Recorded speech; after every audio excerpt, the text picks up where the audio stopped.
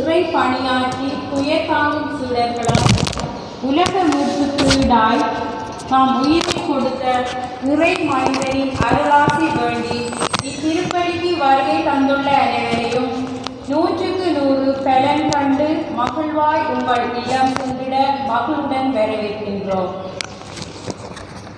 சுயநல மிகுந்த வாழ்க்கை போக்கால் எதையும் செய்யாமல் எதையும் உழைக்காமல் பலன் பெறும் எண்ணம் அடுத்தவரை தூற்றுகின்ற அடக்கி ஆளுகின்ற உயர்ந்த குடி தாழ்ந்த குடி என்கின்ற பணபலம் கொண்டு சட்டங்களை வகுக்கின்றவர்கள் மத்தியில் வாழ்ந்து கொண்டிருக்கின்றோம். இறை இயேசு கிறிஸ்து நான் குடிக்க போகும் துன்பக் கிண்ணத்தில் குடிக்க இயலுமா என்ற கேள்வியை எழுப்புவதை இன்றைய நற்செய்தியில் நாம் பார்க்கின்றோம். இதன் வழியே சிலுவை சாவை ஏற்று மீட்பை நமக்கு அளித்தது உலகறிவது. இதனையே அவரது சீடர்களும் ஏற்று பல இடர்களை தாங்கி சாவின் வாயிலில் நின்று வாழ்வின் வாயிலை நமக்கு காட்டியுள்ளார்கள். அந்த திருச்சபையின் மக்களாகிய நாம் இறையரசை கட்டியெழுப்ப நல் கிறிஸ்தவர்களால் வெறும் துயர்களை தாங்கி பிறர் நலம் காத்திட இத்திருப்பலியில் மன்றாடும் இறை இயேசுவின் வழிதனை பின்பற்றி மிகச் சிறப்பாக தங்கள் பணிதனை ஆற்றி வரும் தியான இல்லத்தின் அருட்தந்தையர்களுக்காக சிறப்பாக மன்றாடுவோம். தியானத்தின் கருத்துக்கள் நம்மை நிறைவேறிட பலன் பெற செவிப்போம்.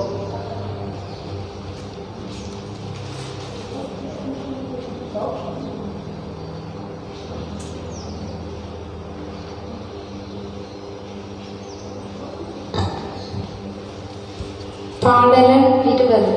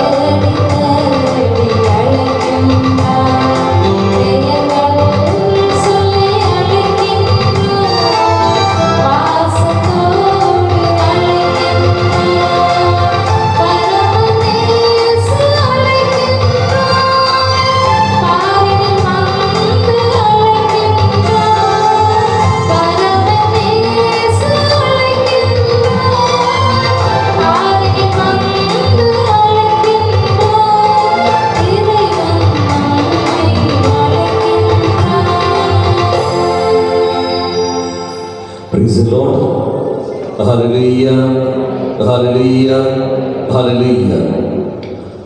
அன்பார்ந்தவர்களே, உங்கள் அனைவரையும் இந்த மாலை வழிபாட்டில் வரவேற்கின்றோம்.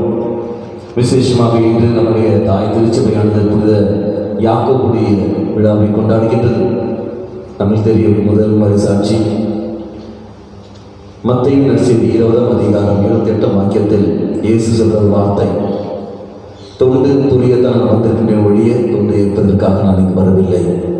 அப்படி பார்க்கிற சமயத்தில் நீங்கள் நானும் இறைவன் சன்னதியில் பணிபுரியதான் வந்திருக்கின்றோம். மற்றவர்கள் நமக்கு பணிவிடை செய்ய வேண்டும் என்ற எண்ணம் ஒரு நாள் நமக்கு இருக்கக்கூடாது. மாறாக நாம் பணிவிடை செய்யத்தான் இங்கு வந்திருக்கின்றோம். இந்த ஒரு மனநிலையோடு தான் நாம் இங்கு இருக்க வேண்டும். கிறிஸ்துவும் இந்த ஒரு மனநிலையை மையப்படுத்தி தான் அது இருக்கின்றது. அதன் அடிப்படையில் இன்று நாம் சிந்திப்போம். அவ்வாறு மற்றவர்களுக்கு நாம் பணிவிடை செய்கின்ற பொழுது எனக்கு நேருகின்ற துன்பங்கள், எனக்கு வந்து போகின்ற பல வேதனைகள், காயங்கள், இவையெல்லாம் எந்த விதத்தில் நாம் பார்க்க வேண்டும், எந்த விதத்தில் எடுக்க வேண்டும், அந்த துன்பங்கள் எல்லாம் எனக்கு எப்பேற்பட்ட நிறைவான ஆசிரியை தருகிறது என்பதையெல்லாம் நாம் பார்ப்போம். ஒரு நிமிஷம் கண்களை மூடிக்கொள்வோம். கண்களை மூடிக்கொண்டு இந்த திருப்பலி பக்தி உணர்வோடு நாம் பங்கெடுப்பதற்காக நம்மை விட்டுக் கொடுப்போம். நம்முடைய தனிப்பட்ட கருத்துக்களையும் குடும்ப கருத்துக்களையும் விசேஷமாக நாம் அணிந்து கொண்டு வருவோம்.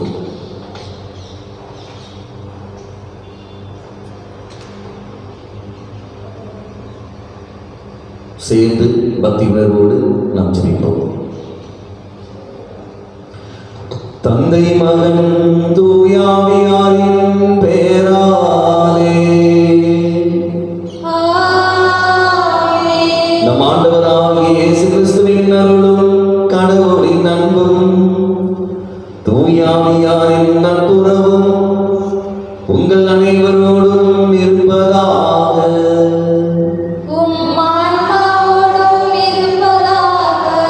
தகுந்த முறையில் திருப்பலி ஒப்புக் கொடுக்க நம்முடைய குற்றங்களின் குறைகளையும் இறைவனுக்கு ஒப்புக் கொடுத்து மன்னிப்புக்காக நாம் வேண்டுவோம். எல்லாம் வல்ல இறைவனிடமும் சகோதர சகோதரிகளிடமும் நான் பாவியென்று ஏற்றுக்கொள்கிறேன். ஏனெனில் சிந்தனையாலும் சொல்லாலும் செயலாலும் கடமையை தவறியதாலும் பாவங்களை செய்தேன். என் பாவமே, என் பாவமே, என் பெரும் பாவமே. ஆகையால் அப்பொழுதும் கன்னியாக புனித மரியாவையும் வானதூதர் புனிதர் அனைவரையும் சகோதர சகோதரிகளையும் வணங்கும் நம் இறைவனாகிய ஆண்டவரிடம் எனக்காக வேண்டிக் கொள்ள மன்றாடுகிறேன். எல்லாம் வல்ல இறைவன் நம்மை இரக்கம் வைத்து நம் பாவங்களை மன்னித்து நம்மை நிலை வாழ்வுக்கு அழைத்து செல்வாராக. ஆமென். ஆண்டவரே இரக்கமாயிரும். ஆண்டவரே இரக்கமாயிரும். கிறிஸ்துவே இரக்கமாயிரும். கிறிஸ்துவே இரக்கமாயிரும். ஆண்டவரே இரக்கமாயிரும். ஆண்டவரே இரக்கமாயிரும். உன்னதங்களிலே நாம் சேர்ந்து கரங்களை தட்டி நாம் பாடி ஜெபிப்போம்.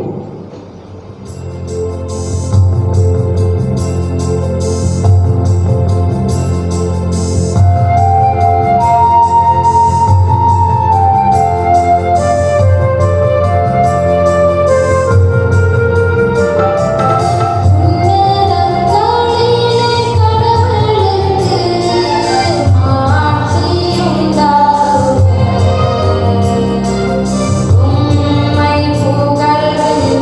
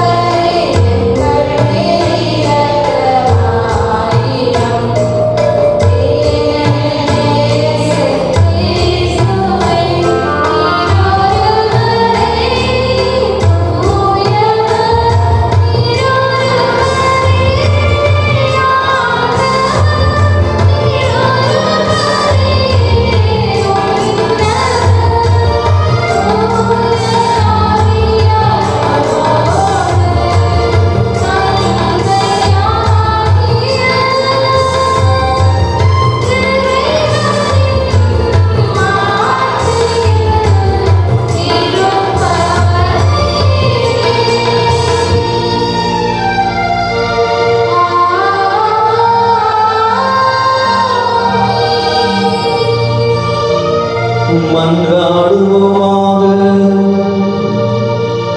என்றென்றும் உள்ள எல்லாம் வல்ல இறைவா, உம் திருத்தூதர்கள் முதல் மறை சாட்சியாக சென்னையில் சிந்து பெயரிலே புனித யாக்கோபுக்கு அளித்தீரே.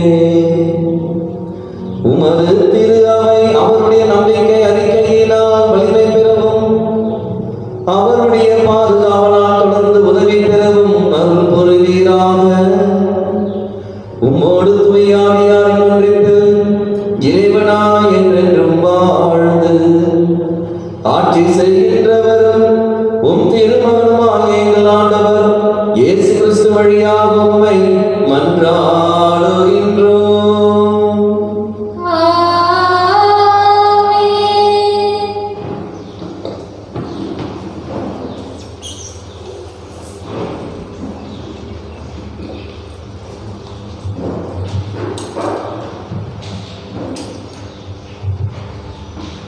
முதல் வாசகம். இயேசுவின் சாவுக்குரிய துன்பங்களை எங்கள் உடலில் சுமந்து செல்கின்றோம். திருத்தூதர் பவுல் கொரிந்தியருக்கு எழுதிய 2ஆம் திருமுகத்திலிருந்து வாசகம். அதிகாரம் 4, இறைவசனங்கள் 7 தொடக்கம் 15. சகோதர சகோதரிகளே, கடவுளின் மாட்சியாகிய செல்வத்தை மட்பாண்டங்கள் போன்ற நாங்கள் கொண்டிருக்கின்றோம். இந்த ஈடு இணையற்ற வல்லமை எங்களிடமிருந்து வரவில்லை, அது கடவுளுக்கே உரியது என்பது இதிலிருந்து விளங்குகின்றது. நாங்கள் எல்லா சூழ்நிலைகளிலும் இன்னலுற்றாலும் மனம் உடைந்து போவதில்லை, குழப்பமுற்றாலும் நம்பிக்கை இழப்பதில்லை, துன்பப்பட்டாலும் கைவிடப்படுவதில்லை, வீழ்த்தப்பட்டாலும் அழிந்து போவதில்லை. இயேசுவின் வாழ்வே எங்கள் உடலில் வெளிப்படுமாறு நாங்கள் எங்கு சென்றாலும் அவருடைய சாவுக்குரிய துன்பங்களை எங்கள் உடலில் சுமந்து செல்கின்றோம். இயேசுவின் வாழ்வு சாவுக்குரிய எங்கள் உடலில் வெளிப்படுமாறு உயிரோடு இருக்கும் போதே நாங்கள் அவரை முன்னிட்டு எந்நேரமும் சாவின் வாயிலில் நின்று கொண்டிருக்கின்றோம். சாவின் ஆற்றல் எங்களிலும் வாழ்வின் ஆற்றல் உங்களிலும் வெளிப்படுகின்றது. நான் கடவுள் மீது நம்பிக்கையோடு இருந்தேன், ஆகவே பேசினேன் என்று மறைநூல் எழுதியுள்ளது. அதற்கொப்ப நம்பிக்கை மனப்பான்மை கொண்டுள்ள நாங்களும் நம்புகின்றோம், ஆகவே பேசுகின்றோம். ஆண்டவர் இயேசுவை உயிர்த்தெழச் செய்த கடவுளே எங்களையும் அவரோடு உயிர்த்தெழச் செய்து அவர் முன் நிறுத்துவார், உங்களையும் அவ்வாறே நிறுத்துவார் என்பது உங்களுக்கு தெரியும். இவை அனைத்தும் உங்கள் நன்மைக்கே நிகழ்கின்றன. இறையருள் பெறுவோரின் தொகை பெருக பெருக அவர்கள் கடவுளுக்கு செலுத்தும் நன்றியும் பெருகும். இதனால் கடவுள் புகழப்படுவார். ஆண்டவரின் அருள்வாக்கு. இறைவனுக்கு நன்றி. திருப்பாடல் 126. பல்லவி. கண்ணீரோடு விதைப்பவர்கள் அக்களிப்போடு அறுவடை செய்வார்கள். கண்ணீரோடு விதைப்பவர்கள் அக்களிப்போடு அறுவடை செய்வார்கள். கண்ணீரோடு விதைப்பவர்கள் அக்களிப்போடு அறுவடை செய்வார்கள். சீயோனின் அடிமையிலே ஆண்டவர் மாற்றின போது நாம் ஏதோ கனவு கண்டவர் போல இருந்தோம். அப்பொழுது நமது முகத்தில் மகிழ்ச்சி காணப்பட்டது, நாமே களிப்பு ஆரவாரம் எழுந்தது. கண்ணீரோடு விதைப்பவர்கள் அக்களிப்போடு அறுவடை செய்வார்கள். ஆண்டவர் அவர்களுக்கு மாபெரும் செயல் புரிந்தார் என்று பிறகு பிற இனத்தார் தங்களுக்குள் பேசிக் கொண்டனர். ஆண்டவர் நமக்கு மாபெரும் செயல் புரிந்துள்ளார், ஆதலால் நாம் பெருமகிழ்ச்சி உறுகின்றோம். கண்ணீரோடு கண்ணீரோடு விதைப்பவர்கள் அக்கறையோடு அறுவடை செய்வார்கள். ஆண்டவரே, தென்னாட்டின் வறண்ட ஓடையை நீரோடையாக வான்மழை மாற்றியது போல எங்கள் அடிமை நிலையை மாற்றியருளும். கண்ணீரோடு விதைப்பவர்கள் அக்களிப்போடு அறுவடை செய்வார்கள். கண்ணீரோடு விதைப்பவர்கள் அக்கறையோடு அறுவடை செய்வார்கள். விதையெடுத்து செல்லும் போது அழுகையோடு செல்வார்கள். கைகளை சுமந்து வரும்போது அக்களிப்போடு வருவார்கள். கண்ணீரோடு விதைப்பவர்கள் அக்களிப்போடு அறுவடை செய்வார்கள். கண்ணீரோடு விதைப்பவர்கள் அக்களிப்போடு அறுவடை செய்வார்கள்.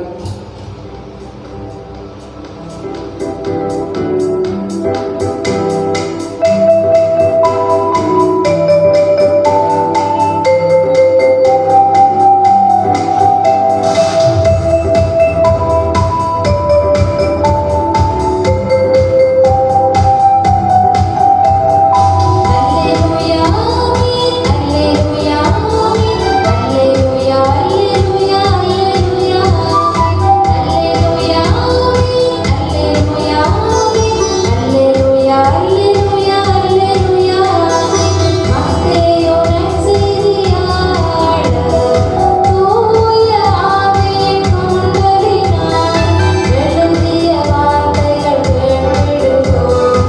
நற்செய்தியாய் வாழ்ந்திடுவோம். அல்லேலூயா அல்லேலூயா அல்லேலூயா அல்லேலூயா அல்லேலூயா அல்லேலூயா அல்லேலூயா அல்லேலூயா அல்லேலூயா. ஆண்டவர் உங்களோடு இருப்பாராக. உம் ஆன்மாவோடும் இருப்பாராக. புனித மத்தேயு எழுதிய நற்செய்தியிலிருந்து வாசகம். ஆண்டவரே மாட்சி உமக்கே. அதிகாரம் 20 இறை வார்த்தைகள் 20 முதல் 28 முடிய. பின்பு செபத்தேயுவின் மனைவி தம் மக்களோடு ஒரு வேண்டுகோள் விடுக்குமாறு இயேசுவிடம் வந்து பணிந்து நின்றார். உமக்கு என்ன வேண்டும் என்று இயேசு அவரிடம் கேட்டார். அவர், நீர் ஆட்சி புரியும் போது என் மக்களாகிய இவர்கள் இருவருள் ஒருவன் உமது அரியணையின் வலப்புறமும் இன்னொருவன் இடப்புறமும் அமர செய்யும் என்று வேண்டினார். அதற்கு இயேசு, நீங்கள் என்ன கேட்கிறீர்கள் என உங்களுக்கு தெரியவில்லை. நான் குடிக்கப் போகும் துன்பக் கிண்ணத்தில் உங்களால் குடிக்க இயலுமா என்று கேட்டார். அவர்கள், எங்களால் இயலும் என்றார்கள். அவர் அவர்களை நோக்கி, ஆம், என் கிண்ணத்தில் நீங்கள் குடிப்பீர்கள். ஆனால் என் வலப்புறத்திலும் இடப்புறத்திலும் அமரும்படி அருளுவதோ எனது செயல் அல்ல. மாறாக அவ்விடங்களை என் தந்தை யாருக்கு ஏற்பாடு செய்திருக்கிறாரோ அவர்களுக்கே அவை அருளப்படும் என்றார். இதை கேட்டுக்கொண்டிருந்த 10 பேரும் அச்சகோதரர் இருவர் மீதும் கோபம் கொண்டனர். இயேசு அவர்களை வரவழைத்து, பிற இனத்தவரின் தலைவர்கள் மக்களை அடக்கி ஆளுகின்றார்கள். உயர்குடி மக்கள் அவர்கள் மீது தங்கள் அதிகாரத்தை காட்டுகிறார்கள். இதை நீங்கள் அறிவீர்கள். உங்களிடையே அப்படி இருக்கக்கூடாது. உங்கள் பெரியவராக இருக்க விரும்புகிறவர் உங்கள் தொண்டராய் இருக்கட்டும். உங்களுள் முதன்மையானவராக இருக்க விரும்புகிறவர் உங்களுக்கு பணியாளராக இருக்கட்டும். இவ்வாறே மானிட மகனும் தொண்டு ஏற்பதற்கு அல்ல, தொண்டு ஆற்றுவதற்கும் பலருடைய மீட்புக்கு ஈடாக தம் உயிரை கொடுப்பதற்கும் வந்தார் என்று கூறினார். ஆண்டவரின் அருள்வாக்கு. கிறிஸ்துவே உமக்கு புகழ். அமர்ந்து கொள்வோம். இயேசு கிறிஸ்துவின் மிக சகோதர சகோதரிகளே, உங்கள் அனைவருக்கும் கிறிஸ்து இயேசுவின் அந்த வணக்கத்தை தெரிவித்துக் கொள்கின்றேன். இன்றைய நற்செய்தி பாகத்தில் நாம் வாசிப்பது போலவே தெய்வம் தொண்டு ஏற்பதற்காக தான் வந்தார். தொண்டு ஏற்பதற்காக அல்ல, மாறாக தொண்டு புரியதான் தெய்வம் கடல் வந்திருக்கின்றார். பணிவிடை செய்யத்தான் நாம் இங்கு வந்திருக்கின்றோம். நாம் அழைக்கப்பட்டிருக்கின்றோம். மற்றவர்களுக்கு நாம் பணிவிடை செய்ய வேண்டும். தெய்வம் அதற்காகத்தான் நமக்கு மேலான ஒரு அழைப்பை நமக்கு அவர் தந்திருக்கிறார். எடுத்து படியுங்கள்.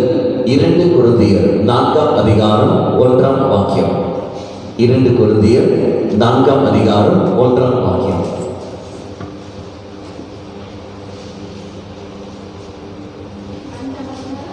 ஒன்றாம் வாக்கியம்.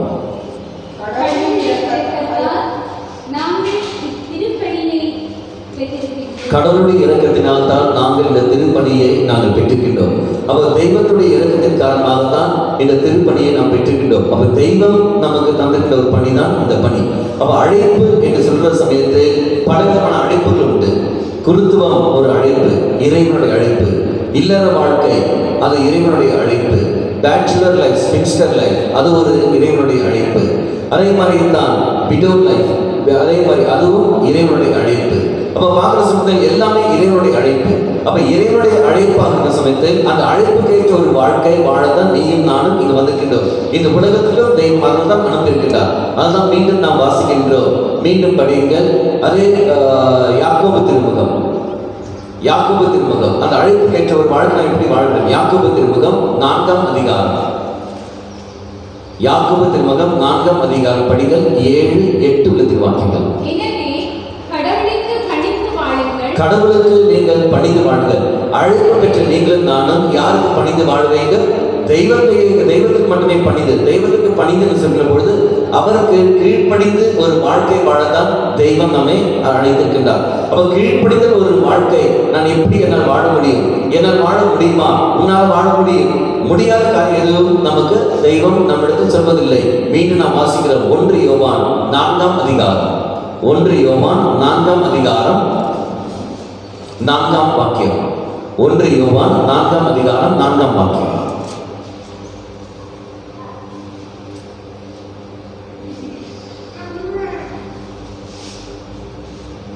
ஒன்று யோவான் 4ஆம் அதிகாரம் 4ஆம் வாக்கியம். பிள்ளைகளே, நீங்கள் கடவுளை சார்ந்தவர்கள். நீங்கள் கடவுளை சார்ந்தவர்கள். பிள்ளைகளே, நீங்கள் அத்தனை பேரும் யாரை சார்ந்தவர்கள்? நீங்கள் அங்கு இருக்கிற அத்தனை பேரும் தெய்வத்தை சார்ந்தவர்கள். அப்ப நீ நானும் இந்த உலகத்தை சார்ந்தவர்கள் அல்ல, கடவுளை சார்ந்து வாழ்கிற மக்களாக தான் நீ நானும் இருக்கின்றோம். இனி அடுத்த வார்த்தை. நீங்கள் அந்த போலி இறைவாக்கினரை வென்று விட்டீர்கள். அடுத்தது, உங்களுள் இருக்கின்றவர் உலகில் இருக்கின்ற எதிர் கிறிஸ்துவை விட பெரியவர். அப்ப உங்கள் உள்ளில் இருக்கின்றவர் இந்த உலகத்தில் இருக்கின்ற எதிர் கிறிஸ்துவை விட பெரியவர். அப்ப நீங்கள் யாரு? நீங்க உங்களுக்குள்ள இருக்கிறவர் யாரு? இயேசு கிறிஸ்து. அப்ப அந்த இயேசு கிறிஸ்து பெரிய மனிதனாக இருக்கின்றார். உங்களுக்குள் வல்ல செயல்கள் செய்கிறவர் இருக்கின்றார். ஆகவே அந்த இயேசுவை சார்ந்துதான் நீங்கள் இருக்கிறீர்கள். இயேசுவை சார்ந்து நீங்கள் வாழ வேண்டும். அந்த இயேசுவை பணிந்து நீங்கள் போக வேண்டும். அந்த ஒரு அழைப்பு தான் தெய்வம் நமக்கு தந்திருக்கிறார். மீண்டும் நாம் வாசிக்கிறோம். எபேசியர் திருமுகம், எபேசியர் திருமுகம் 2ஆம் அதிகாரம் 10ஆம் வாக்கியம். எபேசியர் திருமுகம் 2ஆம் அதிகாரம் 10ஆம் வாக்கியம்.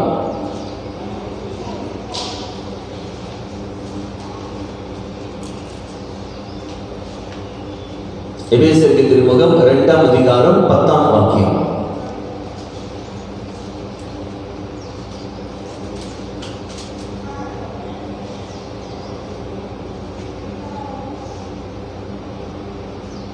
எபேசியர்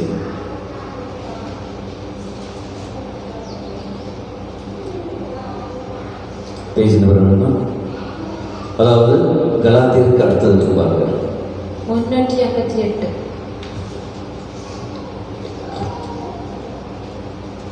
எபேசியருக்கு திருமுகம் 2ஆம் அதிகாரம் 10ஆம் வாக்கியம்.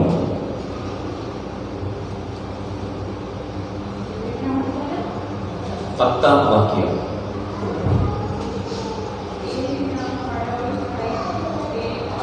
நாம் இறைவனுடைய வேலைப்பாடு. அடுத்தது,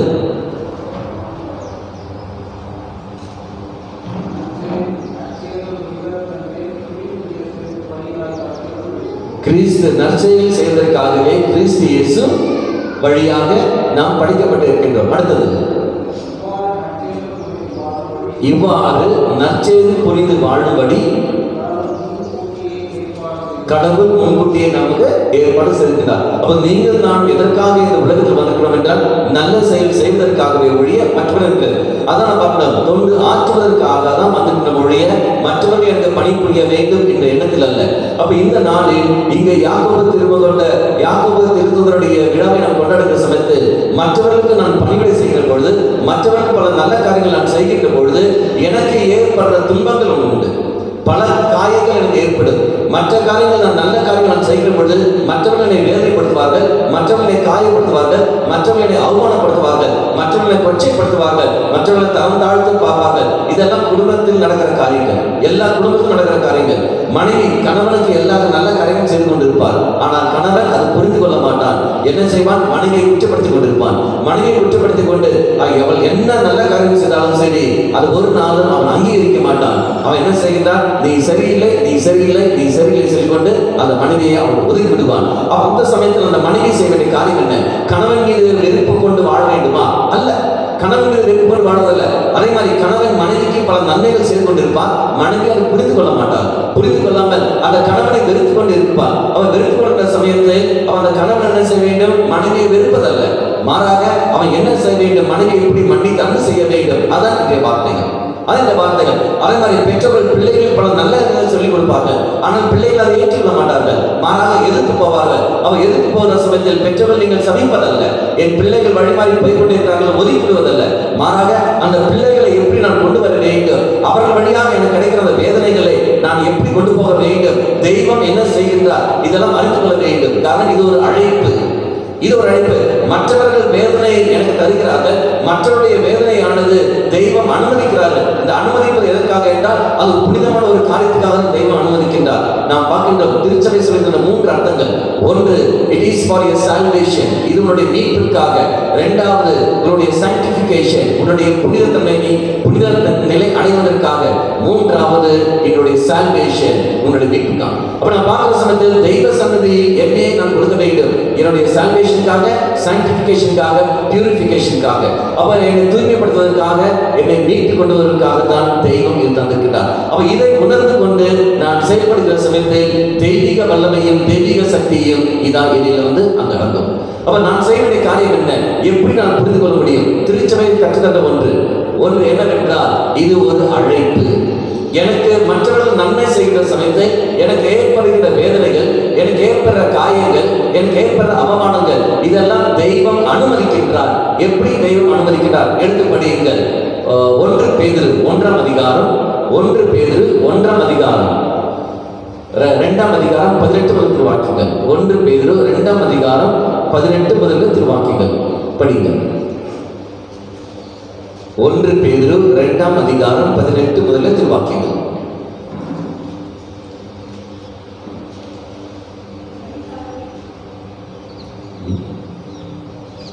ஒன்று பேதுரு 2ஆம் அதிகாரம் 18 முதலுள்ள திருவாக்கியங்கள்.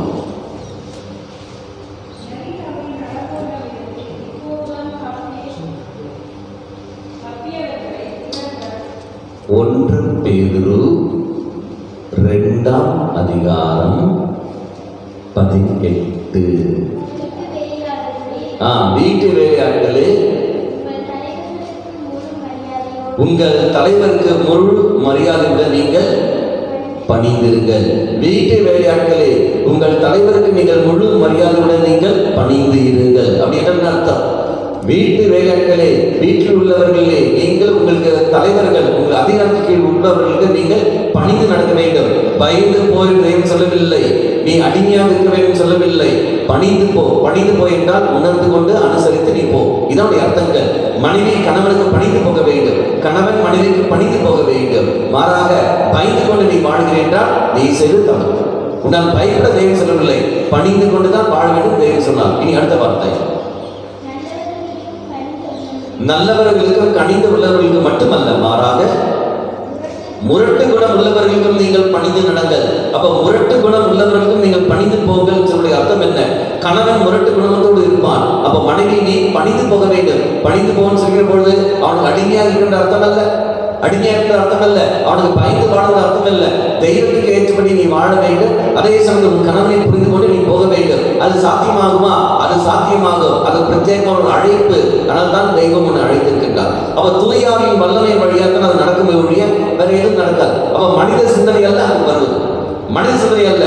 அப்போ கணவனால முரட்டு குணம் உள்ள கணவன் மனைவி எவ்வளவு நன்மைகள் செய்த போதிலும் அந்த முரட்டு குணம் உள்ள அந்த கணவனானவன் அவன் வழியாக இந்த மனைவி கிடைக்கிற அந்த வேதனைகள், அந்த காயங்கள், அந்த வேதனை காயங்கள் அந்த மனைவியானவன் கணவனை சபிப்பதல்ல, மாறாக அதை அப்படியே அவள் ஜெபமாக மாற்ற வேண்டும். காரணம் என்ன?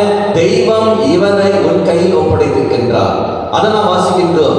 எங்கே? 1 கொரிந்தியர் 7:14 வாக்கியத்தில் முறை தவறான வாழ்க்கையை வாழ்கின்ற நம்பிக்கையற்ற நிலையில் இருக்கின்ற கணவனுக்கு நம்பிக்கையுள்ள மனைவியை தெய்வம் கொடுக்கின்றார். அதே மாதிரி நம்பிக்கையற்ற ஒரு மனைவிக்கு நம்பிக்கையுள்ள கணவனை தெய்வம் கொடுக்கின்றார். என்ன காரணம்?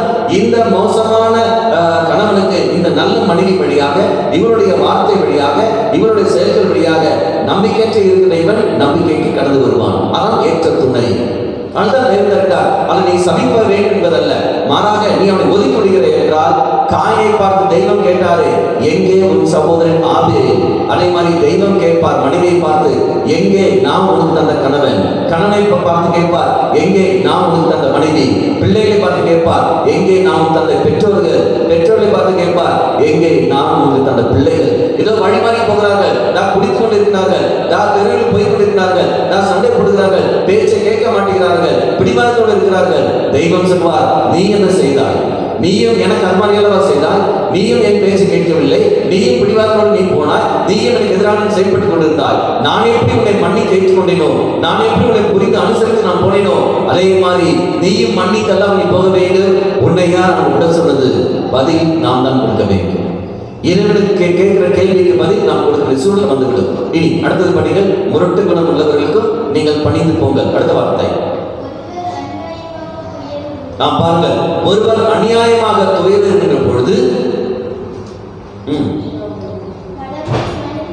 கடவுளை மனதில் கொண்டு அது பொறுமையோடு அதை ஏற்றுக்கொள்வாரானால் அதுவே அவருக்கு உகந்ததாக மாறும். அப்ப ஒருவர் அநியாயமாக துயர்கின்ற பொழுது கடவுளை மனதில் ஏற்றுக்கொண்டு பொறுமையோடு அதை ஏற்றுக்கொள்வாரானால் அதுவே அவருக்கு உகந்ததாக மாறும். அப்படி என்றால் மனைவியாகிய நான் என் கணவன் வழியாக அநியாயமாக நான் கஷ்டப்படுகின்றேன். சமுதாயமானது என்னை அநியாயமாக துன்புறுத்துகிறது. அப்ப தெய்வம் எதிர்த்து போயின்னு சொல்லவில்லை, மனைவியை பார்த்து நீ எதிர்த்து போயின்னு சொல்லவில்லை. மாறாக சொன்ன பார்த்தேன், அநியாயமாக துயர்கின்ற பொழுது நீ செய்கிற காரியம் தெய்வத்தை மனதில் நினைத்துக் கொண்டு பொறுமையோடு நீ அதை ஏற்றுக்கொள்ள வேண்டும். எதிர்த்து போ, சண்டை போடு என்று தெய்வம் நான் சொன்னதில்லை, தெய்வம் சொன்னதில்லை. மாறாக மனிதன் சொல்ற வார்த்தை, உனக்கு உரிமை உண்டு, நீ போய் சண்டையை போடு, உனக்கு சம உரிமை உண்டு, நீ போய் கேள்வியை கேள், சண்டை போடுகிற சமயத்தை ஏற்கனவே அவனுக்குள் இருக்கிற பிசாசானது குடும்பத்தை நாசமாக்கி கொண்டிருக்கிறது. அவனுடைய முரட்டு குணத்தின் காரணமாக நீ என்ன செய்கின்றாய்? அதே வெறுப்பு வயிறத்தை நீ பெற்றுக்கொண்டு வருகிற சமயத்தை, எடுத்து போகிற சமயத்தை 2 பிசாசம் ஒன்னா செய்து குடும்பம் இன்னும் நாய் கொண்டுதான் போகவே ஒழிய குடும்பம் குடும்பமாக இருக்காது. அப்ப தெய்வம் சொல்ற வார்த்தை என்ன? நான் அனுமதிக்கு இல்லாமல், என்னுடைய அனுமதி இல்லாமல் யாரும் என்னிடம் செய்ய முடியாது, எதுவும் செய்ய முடியாது. அப்படி என்றால் இதான் பொறுமையோடு நீ ஏற்றுக்கொள். கடவுளை மனதில் நினைத்துக் கொள்வாரானால் அதுவே உனக்கு உகந்ததாக மாறும். இனி அடுத்த வார்த்தை படியுங்கள்.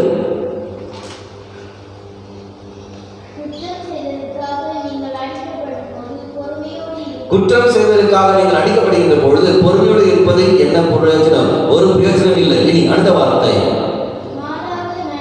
மாறாக நன்மை செய்தும். அடுத்தது, அதற்காக பொறுமையோடு நீ துன்புற்றால் அடுத்தது அது கடவுளுக்கு உகந்ததாக மாறும். மாறாக நன்மை செய்து பொறுமையோடு நீ துன்புற்றால் அது கடவுளுக்கு உகந்ததாக மாறும். அப்ப எவ்வளவு நன்மை நான் செய்கிறேனோ அவ்வளவு நன்மை நான் செய்கிற பொழுது எனக்கு கிடைக்க வேண்டிய அவசியம் இல்லை. ஒருவேளை எனக்கு துன்பங்களும் வேதனையும் காயங்களும் கடந்து வரலாம். ஆனா துன்பங்கள் வேதனை காயங்கள் கடந்து வந்த காரணத்தினால் நான் நன்மை செய்யக்கூடாது என்பதல்ல, மாறாக நன்மை செய்வதில் நீயும் நானும் தளராமல் இருக்க வேண்டும். காரணம், நன்மை செய்கிற குணம்தான் தெய்வம் நமக்கு தந்திருப்பது. எல்லோரும் நீ பணிவிடை செய்ய வேண்டும். மற்றவர்களுடைய நன்மை நீ எதிர்பார்க்காதே, மாறாக நீ என்ன எதிர்பார்க்கிற நன்மையோ அந்த நன்மையை மற்றவர்களுக்கு நீ செய்து கொடு. பணிவிடை கொடுக்கத்தான் நீ வந்திருக்கின்றாய். பணிவிடை பெற நான் இங்கு வரவில்லை, பணிவிடை பெற நான் இங்கு வரவில்லை. இனி அடுத்த வார்த்தை படியுங்கள். பாத்தீங்களா? கிறிஸ்துவன் உங்களுக்காக துன்புற்று ஒரு முன்மாதிரி வருகிறது, இதற்காகவே நீங்கள் அழைக்கப்பட்டிருக்கிறீர்கள். அவர் நீயும் நானும் ஒரு அழைப்பு பெற்றிருக்கின்றோம். அந்த அழைப்பானது எது என்றால் இதோ துன்பத்தினுடைய அழைப்பு. அப்ப நான் நன்மை செய்கிற பொழுது எனக்கு துன்பங்கள் கடந்து வரும். குடும்பத்தில் நான் நன்மை செய்கிறேன், ஆலய காரியங்களில் நான் நன்மை செய்கிறேன். நன்மை செய்கிற பொழுது எனக்கு பல தடைகள் கடந்து வரும். அந்த தடைகள் கடந்து வர காரணத்தினால் நன்மை செய்து நான் ஒதுக்குவதல்ல, தவறாமல் நான் நன்மை செய்து கொண்டே போய்கொண்டே இருக்க வேண்டும். இதுதான் மனிதனுடைய இயல்பு. மனிதனுடைய இயல்பு சொல்லும்போது எதிர்த்து போவதல்ல, மனிதனுடைய இயல்பு தான் தெய்வத்துடைய இயல்பு. எங்கே நான் வாசிக்கிறோம் இல்லையா, தொடர்பு புஸ்தகம் 2ஆம் அதிகாரம் 7ஆம் வாக்கியம், தெய்வம் மனிதனை களிமண்ணால் செய்கின்றார், அதன் பிறகு அவன் நாசிகளில் தன் உயிர் மூச்சை ஊதுகின்றார். அந்த உயிர் மூச்சு என்பது என்னது? தெய்வத்துடைய இயல்பு. அப்ப தெய்வத்துடைய இயல்பை தான் மனிதன் பெற்றிருக்கின்றான். அப்ப மனிதன் தெய்வத்துடைய இயல்பை பெற்றுக்கொண்டு தெய்வத்தைப் போலவே அவன் பேச வேண்டும், தெய்வத்தைப் போலவே அவன் செயல்பட வேண்டும், தெய்வத்தைப் போலவே அவன் சிந்திக்க வேண்டும். ஆனால் மனிதன் பாவம் செய்கின்றான். பாவம் செய்த காரணத்தினால் தீமையின் இயல்பு அவன் வந்து விடுகிறது, பாவத்தின் இயல்பு வந்து விடுகிறது. அது உண்மையான இயல்பு, மனிதனுடைய உண்மையான இயல்பு அல்ல. மனிதனுடைய உண்மையான இயல்பானது தெய்வம் தந்திருப்பது. தெய்வம் தந்திருக்கின்றார், தனது உயிர் மூச்சை நாம் தந்திருக்கின்றார். அந்த உயிர் மூச்சு தான் உண்மையான மனிதனுடைய தெய்வத்துடைய இயல்பு. அந்த இயல்பினால் நாம் போக வேண்டும். அந்த இயல்பு தான் நன்மை செய்து வாழ வேண்டும், நன்மை செய்து வாழ வேண்டும். அதான் வாசிக்கிறோம் யாக்கோபு திருமுகம் 4ஆம் அதிகாரம் 17ஆம் வாக்கியம். யாக்கோபு திருமுகம் 4ஆம் அதிகாரம் 17ஆம் வாக்கியம்.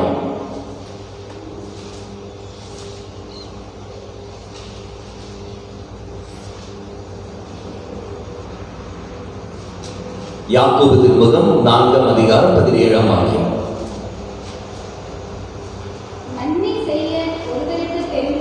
நன்மை செய்ய ஒருவருக்கு தெரிந்திருந்தும் அவர் அதை செய்யாவிட்டால் அது பாவம். நன்மை செய்ய ஒருவருக்கு தெரிந்திருந்தும் அது அவர் செய்யாமல் இருக்கிறார் என்றால் அவர் பாவம் செய்கின்றார். உங்களுக்கு பல நன்மைகள் செய்ய முடியும், உங்க குடும்பத்திலேயே நன்மை செய்ய முடியும், உனது வாழ்க்கை சூழலிலேயே உங்களுக்கு பல நன்மைகள் செய்ய முடியும். என்ன நன்மைகள்? உன்னுடைய அதிகாரத்துக்கு கீழ்பட்டு உள்ளவர்கள் உங்கள் வாழ்க்கை சூழலில் என்ன செய்ய முடியுமோ அது நீ செய்தாலே போதும். அந்த நன்மைகளை நீ செய்தாலே அது தெய்வத்துக்கு பிரியங்களாக மாறும்.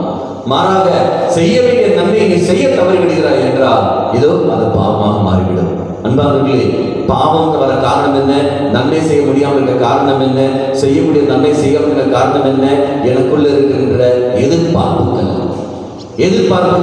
நான் எதிர்பார்க்கின்றேன், நான் ஒரு நபருக்கு நன்மை செய்கிற பொழுது அவன் எனக்கு பல நன்மைகள் செய்து தர வேண்டும் என்று நான் எதிர்பார்க்கின்றேன். அந்த எதிர்பார்ப்பு நான் கிடைக்காத காரணத்தினால் ஏமாற்றம் வருகிறது. அந்த ஏமாற்றமானது எனக்கு காயங்களை ஏற்படுத்துகிறது. அந்த காயங்கள் ஆனது வெறுப்பையும் வைராக்கியத்தை உண்டு செய்கிறது.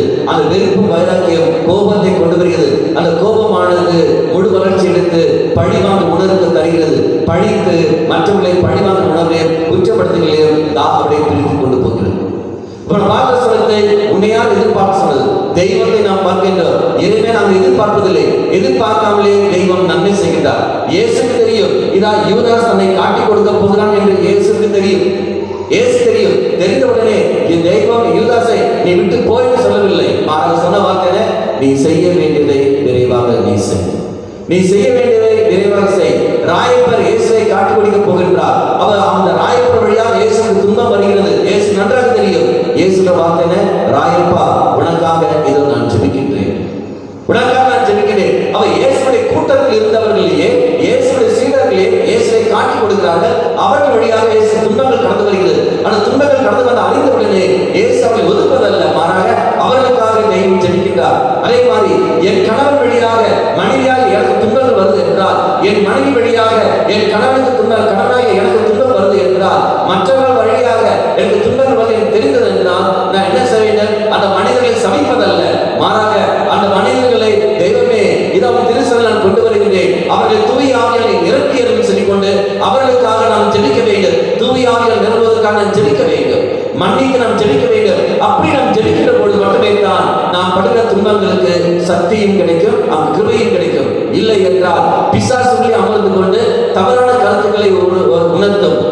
தெய்வம் பாரு, உன்னை எப்படியெல்லாம் செய்தார் பாரு, நீ எவ்வளவு நல்லது செய்தாலும் கடவுளுக்கு எதுவும் தரவில்லையே, பிறகு கேள்வி செய்கின்றார். நீ விட்டு வா, நீ கோயிலுக்கு போகாதே, நீ ஜெபிக்காதே, நீ எந்த ஒரு நல்ல காரியம் செய்யாதே, நீ பழி வாங்கு, உனக்கு அப்படியெல்லாம் உண்டு, நீ பெரிய ஆளுன்னு சொல்லிக்கொண்டு அறிவு தளத்தில் அமர்ந்து கொண்டு நம்முடைய விசுவாசத்துக்கு எதிராக, பிறருக்கு எதிராக இதோ போய்கொண்டே இருக்கும். அன்பானவர்களே, நீயும் நானும் தான் மாட்டுவோம். ஆனால் தான் வார்த்தை கூறுகிறது, அறிவு தெளிவோடு விழிப்பாயிருங்கள்.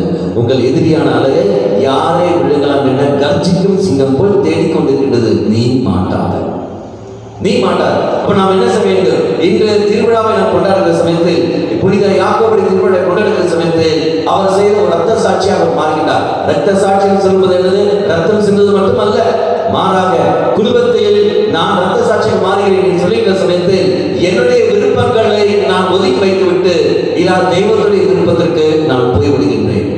என்னுடைய ஆசவாசங்களை விட்டுக்கொண்டு இறைவனுடைய விருப்பங்களுக்கு நான் போய்விடுகிறேன். இறைவனுடைய விருப்பம் என்பது என்ன? மன்னிப்பது, அன்பு செய்வது, விட்டுக் கொடுப்பது, அனுசரித்து போவது. இதான் தெய்வத்துடைய விருப்பம்.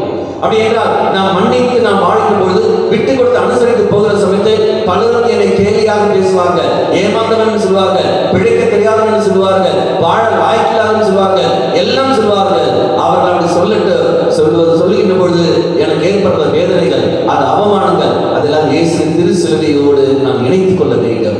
அவ்வாறு கிறிஸ்துவின் சிலுவையோடு இணைத்துக் கொள்கின்ற சமயத்தில் அது எல்லாமே எனக்கு மீட்பாக அதை எனக்கு மாறிக்கிறோம். ஆனால் தான் வாசிக்கிறோம் மத்தேயு நற்செய்தி 5ஆம் அதிகாரம் 11-12 திருவாக்கியங்கள். மத்தேயு நற்செய்தி 5ஆம் அதிகாரம் 11-12 திருவாக்கியங்கள்.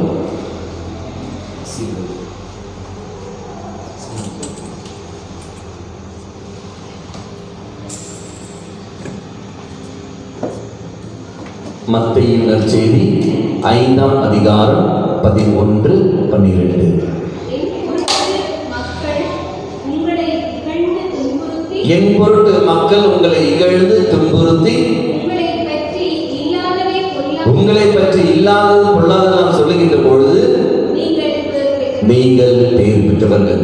அப்போ என் பொருட்டு மக்கள் உங்களை பற்றி இல்லாததெல்லாம் சொல்லுகின்ற பொழுது நீங்கள் பெயர் பெற்றவர்கள். இயேசுவின் பொருட்டு தான் வர வேண்டும் ஒழிய ஊராருடைய பொருட்டு அல்ல. அவன் இயேசுவின் பொருட்டு இறை காரியங்களில் ஈடுபட்டுக் கொண்டிருக்கின்ற சமயத்தில் அங்கு உனக்கு பல கெடுதல் வருகின்ற பொழுது நீ தைரியம் கொண்டு தெய்வம் உன்னோடு இருக்கின்றார்.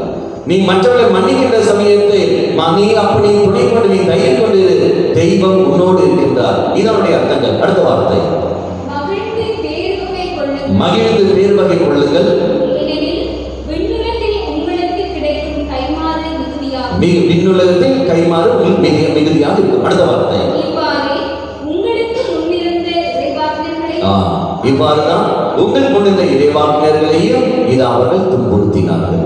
அப்ப எனக்கு முன்னாடி இருந்த இறைவாக்கினர்களையும் இதேமாதான் துன்புறுத்தினார்கள். அந்த இறைவாக்கினர்கள் அத்தனை பேரும் இன்று புனிதர்களாக மாறி இருக்கிறார்கள். நீங்கள் நானும் புனிதனாக மாற வேண்டும், புனிதையாக இருக்க வேண்டும். அப்படி போக வேண்டும் என்றால் தெய்வம் தருகின்ற அனுமதிக்கின்ற அந்த துன்பங்களை நாம் ஏற்றுக்கொள்ள வேண்டும். தெய்வம் துன்பங்களை தருவதல்ல, மாறாக துன்பங்களை அவர் அனுமதிப்பார். எதற்காக? இன்னும் நான் விசுவாசத்தில் வளர்ந்து வருவதற்காக, இன்னும் நான் நம்பிக்கையில் கடந்து வருவதற்காக. அதான் யாக்கோபு திருமுகம் 1ஆம் அதிகாரம் 2-3 வாக்கியங்களில் நான் வாசிக்கின்றோம். இதை படிங்க. யாக்கோபு திருமுகம் 1ஆம் அதிகாரம் 2-3 வாக்கியங்கள்.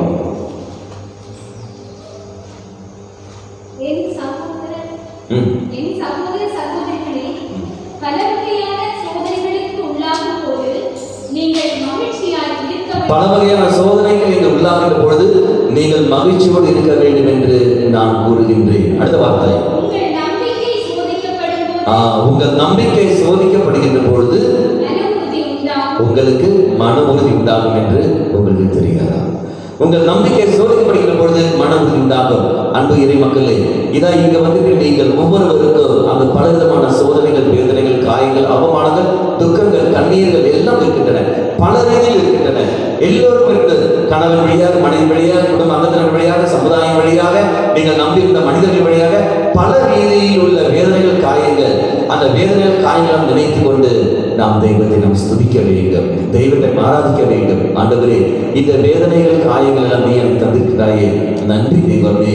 இதன் வழியாக உன்னை நான் ஸ்துதிக்கவும் ஆராதிக்கவும் நன்றி செலுத்தவும் எனக்கு கிருபையை தந்துள்ளோம். இந்த வேதனைகள் அனைத்தையுமே ஒரு படிக்கட்டாக நீ மாற்றியல்ல, எல்லாமே படிக்கட்டாக மாற்றிக்கொண்டு உன்னிடத்தில் வருவதற்கு இது ஒரு பாலமாக நீ மாற்றியல் சொல்லிக்கொண்டு இறைசனை விட்டுக் கொடுக்க வேண்டும். இயேசுவின் சிலுவையை இந்த நாட்களில் நாம் சுமந்து செல்கின்ற சமயத்தில் அதுவே நமக்கு ஒரு பெரிய பாக்கியமாக அது நமக்கு கிடைக்கும். ஒரு நிமிஷம் அனைவரும் முழந்தால் படித்துக் கொள்வோம். முழந்தால் படித்துக் கொண்டு உங்கள் பார்வையை இயேசுவின் பாடுபட சிறுவத்தின் மீது செலுத்துங்கள். வேறு எங்கும் நீங்கள் செலுத்த வேண்டாம். இயேசுவின் பாடுபடுகிற சிறுவத்தில் உங்கள் கண்களை பதிய வையுங்கள். இரு கடல் நெஞ்சோடு சேர்த்து வைத்துக் கொண்டு இந்த பாடல் வரிகளை தியானிப்போம். நம்முடைய பார்வை சிலுவை மீது. இயேசுவே, இதை என்னுடைய வாழ்க்கை முழுவதுமே உன் திரு சிலுவையோடு நான் நினைத்துக் கொள்கின்றேன். சிலுவை மரத்தினிலே எனக்காக நீ தொங்கிக் கொண்டிருக்கின்றாய். 3 ஆணைகளில் நீ தொங்கிக் கொண்டிருக்கின்றாய். விண்ணுக்கும் மண்ணுக்கும் இடையே நீ தொங்கிக் கொண்டிருக்கின்றாய். நான் எந்த அளவுக்கு வேதனைப்படுகின்றேன், எந்த அளவுக்கு அவமானப்படுகின்றேன், எந்த அளவுக்கு அசிங்கப்படுகிறேன் என்பதை நீ தானே நன்கு அறிந்திருக்கின்றாய். இதோ அந்த வேதனைகளின் காயங்களின் அவமானங்களையும் அனைத்தையும் உன் கரங்கள் கொண்டு வருகின்றேன். என்னை யாரெல்லாம் வேதனைப்படுத்தினார்களோ அவள் அத்தனை பேரை நான் மன்னிக்கின்றேன். நீ எப்படி என்னை மன்னித்தீரோ அதே போல் நானும் மன்னிக்கின்றேன். எனக்கு சக்தியை தந்திருந்தோ, எனக்கு விடுதலையை தந்திருந்தோ, சௌக்கியத்தை தரும் ஆண்டவரே, நம்மை முழுமையாக விட்டுக் கொடுத்து கொண்டு இந்த பாடல்களை நாம் பாடி ஜெபிப்போம். சிலுவை மரத்தினிலே இயேசுவே உம்மை காண்பேன். துன்பமென்னும் சொல்லினைத்தான் இன்பமாய் மாற்றிடுவேன். சிலுவை மரத்தினிலே இயேசுவே உம்மை காண்பேன். துன்பமென்னும் சொல்லினைத்தான்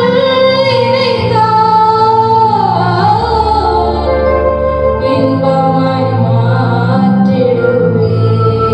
ஆண்டவரே, துன்பமெனும் சொல்லை இன்பமாக நீ மாற்றியருளும். இதோ நான் எந்த அளவுக்கு நான் பாவத்தில் இருக்கிறேன், எந்த அளவுக்கு நான் கஷ்டப்படுகிறேன் என்பதை நீத்தான் நன்கு இருக்கின்றேன். கடல் போல் வெள்ளம் வந்தால் போதிலும் அந்த வெள்ளத்தில் நான் மூழ்கி கொண்டிருக்கின்றேன்.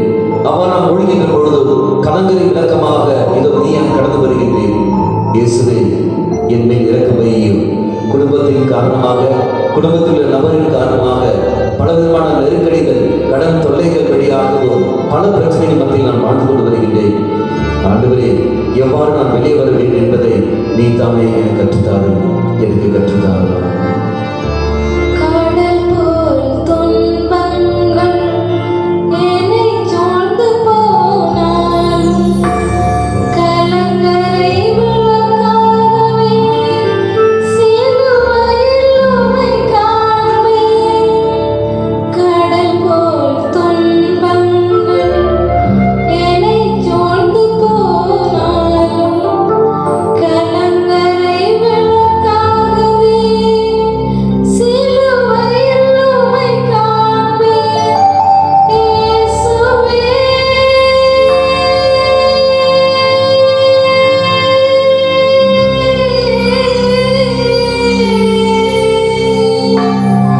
இயேசுவே, நான் மறந்திடுவேனே உம் கிருபையாலே கரை சேர்ந்திடுவேன்.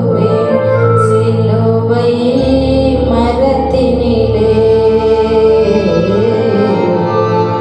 இயேசுவே உம்மை காண்பேன். துன்பமென்னும் சொல்லினைத்தான் இன்பமாய் மாற்றிடுவேன். ஆண்டவரே, என்னுடைய பாவத்தின் காரணமாக துன்பங்களுக்கு நான் ஆளாயிருக்கின்றேன். என்னுடைய குடிப்பழக்கத்தின் காரணமாக, கோபம், வெறுப்பு, வைராக்கியத்தின் காரணமாக, பலவித தீய பழக்க வழக்கத்தின் காரணமாகவும், வெறுப்பு வைராக்கியம் வைத்த காரணத்தினால் அதெல்லாம் நோயிலாகவும் எனக்கு வந்திருக்கின்றன. அந்த துன்பங்கள், அந்த காயங்கள், அந்த நோய்கள் என்னை அழித்துக் கொண்டிருக்கின்றன. பள்ளத்தாக்குள்ளே நான் விழுந்திருக்கின்றேன். வெளிவர முடியாமல் நான் தவித்துக் கொண்டிருக்கின்றேன். இந்த பாவ பழக்கத்திலிருந்து எவ்வாறு நான் வெளிவர வேண்டும், எவ்வாறு மீண்டு வர வேண்டும் என்று தெரியாமல் நான் அழித்துக் கொண்டிருக்கின்றேன். இயேசுவே, எனக்காக நீ சிலுவையில் நீ மறித்திருக்கின்றேன்.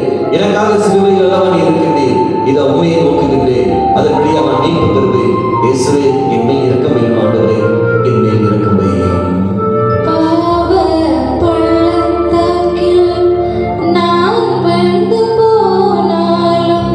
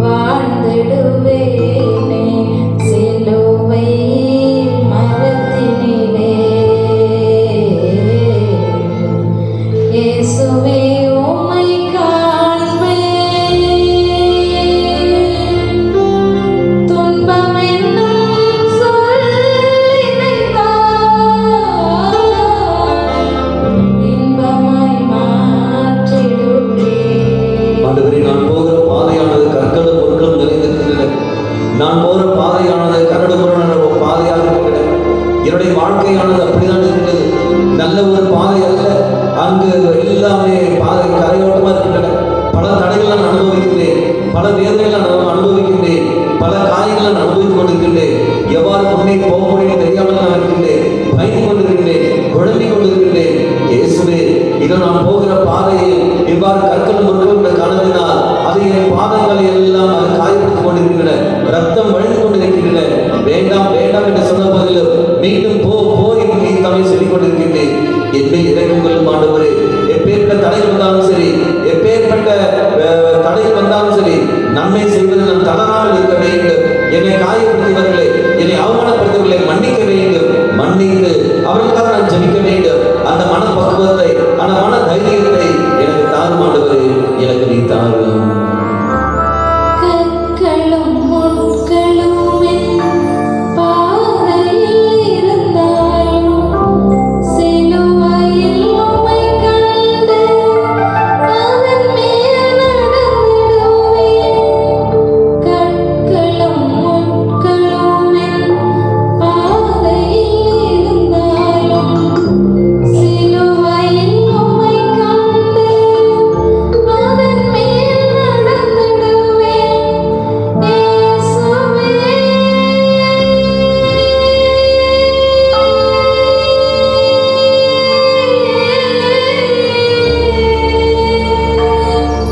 இயேசுவே, நான் பயம் கொள்ள மாட்டேன். உம் கரத்தில் என்னை ஒப்புக் கொடுப்பேன். சிலுவை மரத்தினிலே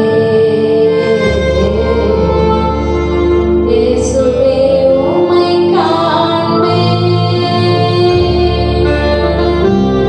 துன்பம் என்னும் சொல்லினைத்தான் இன்பமாய் மாற்றிடுவேன்.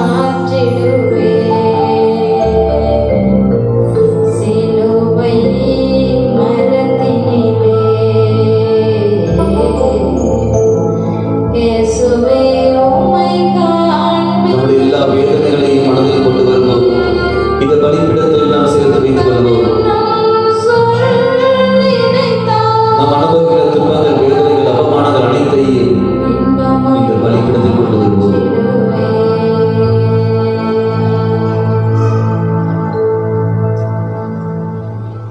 Praise the Lord. Hallelujah. Hallelujah. அமர்ந்து கொண்டு காணிக்கிறோம்.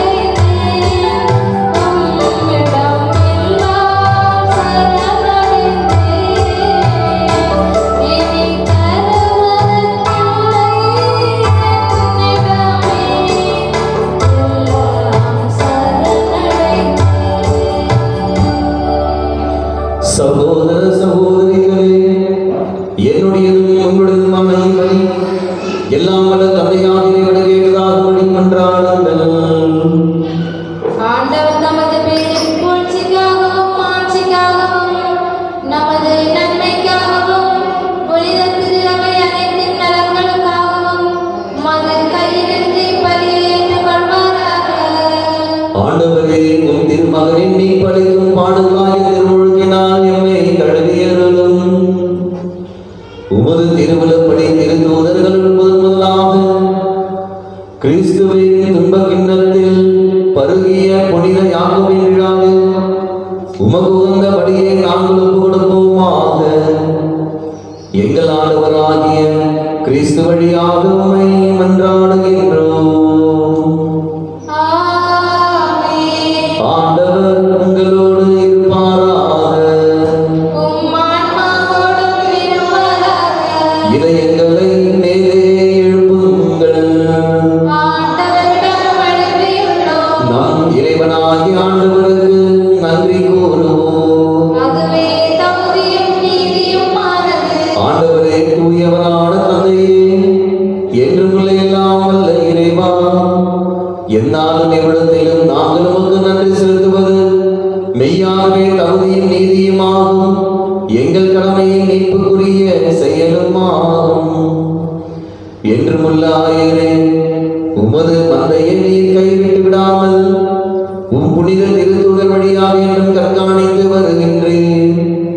அதனால் அதனை ஆள்வதற்கும் திருமகனின் பதிலாளியாகவும் மந்தையை வழிநடத்தும் முதன்மை ஆயர்களாகவும் நீர் அவர்களை நியமித்தீர். ஆகவே மாணத்துதர் முதன்மை மாணத்துதரோடும் அரியணையில் அமர்வோர் தலைமை தாங்குவோரோடும் வான்படைகளின் அணிகள் அனைவரோடும் சேர்ந்து நாங்கள் புது மாட்சியை புகழ்ந்து முடிவின்றி பாடுவதாவது.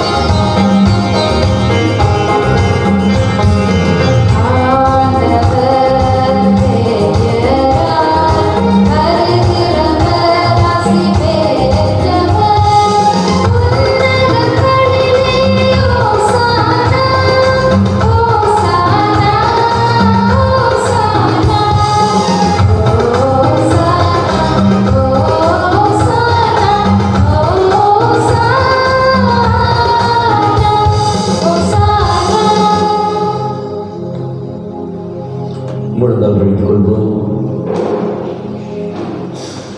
இரு கரங்களை நெஞ்சோடு சேர்த்து வைத்துக் கொண்டு ஒரு நிமிஷம் கண்களை மூடிய வண்ணமாக நம்மளுடைய துன்பங்கள், வேதனைகள், நம்முடைய தனிப்பட்ட வாழ்க்கையில் நாம் அனுபவிக்கின்ற பலவிதமான பிரச்சனைகள் எல்லாவற்றையும் மனதில் கொண்டு வருவோம். இந்த அப்பரச குணத்தோடு அனைத்தையும் நீங்கள் சேர்த்துக் கொள்ளுங்கள். பிலிப்பியருக்கு திரும்ப 4ஆம் அதிகாரம் 6ஆம் வாக்கியத்தில் நாம் வாசிக்கின்றோம். உங்கள் நன்றியோடு கடந்த உங்கள் விண்ணப்பங்களை இறைவன் சன்னதியில் நீங்கள் ஒப்புக் கொடுங்கள். கடவுளுக்கு ஏற்றவர்களை நொறுங்கி நெஞ்சமே, நொறுங்கி நெஞ்சத்தை தெய்வம் அவமதிப்பதில்லை. எபிரேயருக்கு திருமுகத்தில் வாசிக்கின்றோம். அதே சமயத்தில் திருப்பாடலில் நாம் வாசிக்கிற 51ஆம் அதிகாரம் 17ஆம் வாக்கியம்.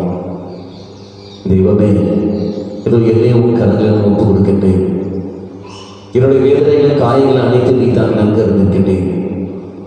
நான் எந்த அளவு கஷ்டப்படுகிறேன் என்பதை நீ தான் நன்கு அறிந்திருக்கின்றேன். நெருக்கடிகள் எப்படியெல்லாம் இருக்கின்றன என்பதை நீ அறிகின்றேன். என்னுடைய குடும்ப சூழல் எந்த அளவுக்கு இருக்கிறது என்று நீ அறிந்திருக்கின்றேன். நான் வாழ்கின்ற நிலையில் மற்றவர்கள் என்னை பேசுகிற பேச்சுக்கள் அனைத்தும் நீ தான் நன்கு அறிந்திருக்கின்றேன். ஊராருடைய வாயை அடைப்பதற்கு என்னால் சாத்தியமல்ல. அவர்களை புரிந்து கொண்டு அனுசரித்து போக வேண்டும் என்பதல்ல, மாறாக உங்களுடைய திட்டத்தின்படியே நான் வாழ வேண்டும். மனிதனுடைய விருப்பத்துக்கு ஏற்றபடி அல்ல, உங்களுடைய விருப்பத்துக்கு ஏற்ற ஒரு வாழ்க்கை நான் வாழ வேண்டும். அதற்கு எனக்கு சக்தியை தந்துள்ளோம். இதை இந்த பலிப்பிடத்தில் இந்த அப்பரச குணத்தோடு நான் உமாக்காக நான் வாழ்கின்ற சமயத்தில் உமக்கேற்று நான் என் வாழ்க்கை நான் வாழ்கிற பொழுது எனக்கு வந்து போன எல்லா வேதனைகளின் காயங்களையும் நான் ஒப்புக் கொடுக்கின்றேன். இயேசுவே, இறக்க வைத்தவர்களும் என்னை ஆசீர்வதித்தவர்களும் என்னுடைய நோய்கள் எல்லாம் நீங்கி போகட்டும். இன்று இந்த பலிப்பிடத்தின் முன்பாக நான் முழுதாக விட்டுக் கொண்டிருக்கின்றேன். பல வேதனைகளோடும் பல நோய்களுடனும் பல எதிர்பார்ப்புகளோடும் நான் இங்கு வந்திருக்கின்றேன். எனக்கு சக்தியை தாரும் ஆண்டவரே, எனக்கு சக்தியை தாரும்.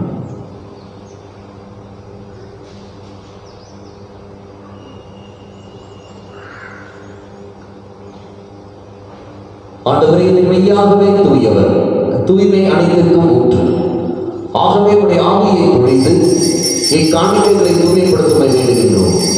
இவ்வாறு எங்கள் ஆண்டவர் இயேசு கிறிஸ்துவின் உடலும் இரத்தமுமாக எங்களுக்கு இவை மாறுபடவாக.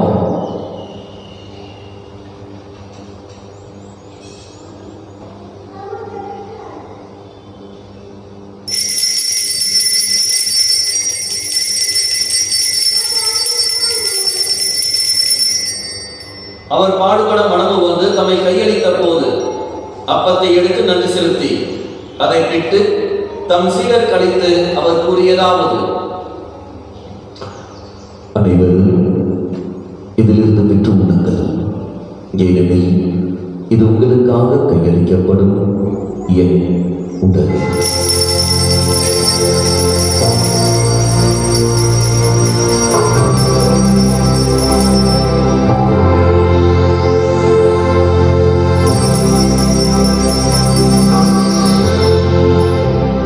அவண்ணமே இரவிலிருந்து அருந்திய பின் கிண்ணத்தை எடுத்து மீண்டும் நமக்கு நன்றி கூறி தம் சீடர் கழித்து அவர் கூறியதாவது: அனைவரும் இதிலிருந்து பெற்று பருகுங்கள், ஏனெனில் இது புதிய நிலையான உடன்படிக்கைக்குரிய என் ரத்தத்தின் கிண்ணம். இது பாவ மன்னிப்புக்கென்று உங்களுக்காகவும் பலருக்காகவும் சிந்தப்படும். இதை என் நினைவாக செய்யுங்கள்.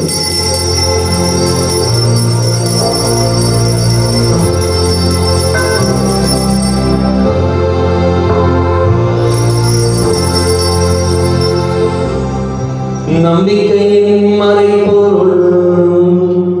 ஆண்டவரே, நீர் வருமளவும் உமது இறப்பினை அறிக்கையிடுகிறோம், உமது உயிர்ப்பினையும் எடுத்துரைக்கிறோம். ஆகவே ஆண்டவரே, நாங்கள் கிறிஸ்துவின் இறப்பினையும் உயிர்ப்பினையும் நினைவு கூர்ந்து வாழ்வு தரும் அப்பத்தையும் மீட்பளிக்கும் கிண்ணத்தையும் உமக்கு ஒப்புக் கொடுக்கின்றோம்.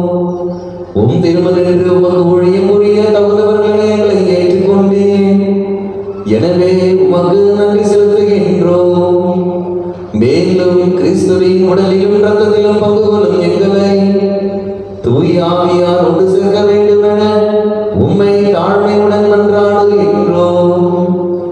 ஆண்டவரே, உலகெங்கும் பரவி இருக்கும் ஒரு திரு அவையை நினைவு கூர்ந்தருளும்.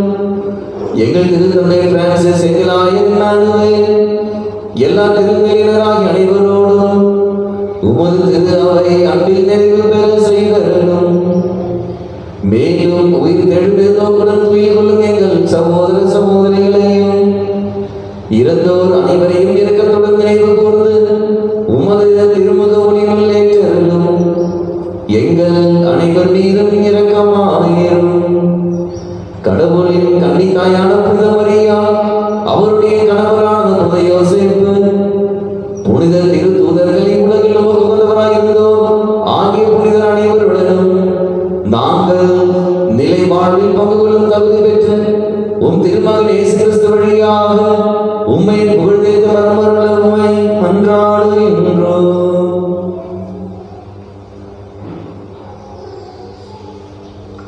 இரு கரங்களை நெஞ்சோடு சேர்த்து வைத்துக் கொண்டு இதான் நம்முடைய துன்பத்திலும் வேதனையிலும் நாம் தளராமல் இருந்து போக விருப்பம், தளராமல் இருந்து வாழ்வதற்காக தெய்வம் தன்னுடைய இலக்கத்தை நம்மை பொழிகின்றார். அப்பவடிலும் ரசவடிலும் நம்மத்தில் வந்து பிரேதிகள் இதான் நமக்கு தெய்வீக சக்தியும் நமக்கு தருகின்றார்.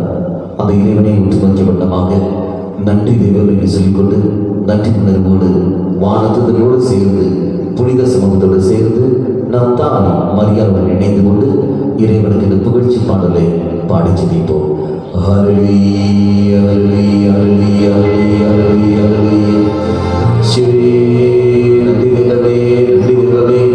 ஹல்லேலூயா ஹல்லேலூயா ஹல்லேலூயா ஹல்லேலூயா ஹல்லேலூயா.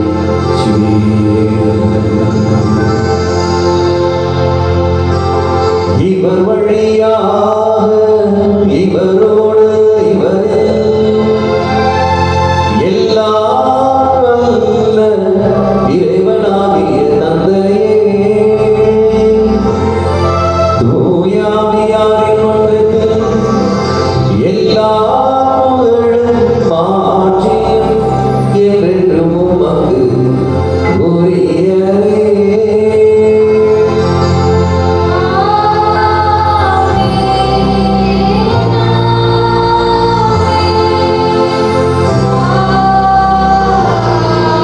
மீண்டும் ஒரு முறை அனைவரும் சேர்ந்து உணர்ந்த பொருளில்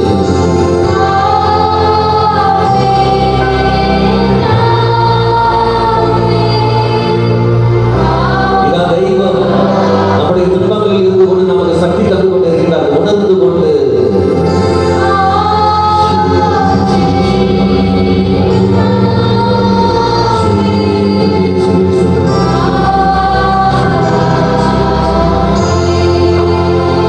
மீட்பரின் கட்டளையால் கற்பிக்கப்பட்டு இறை பணியால் பயிற்சி பெற்ற நாம் துணிந்து பாடுவோம்.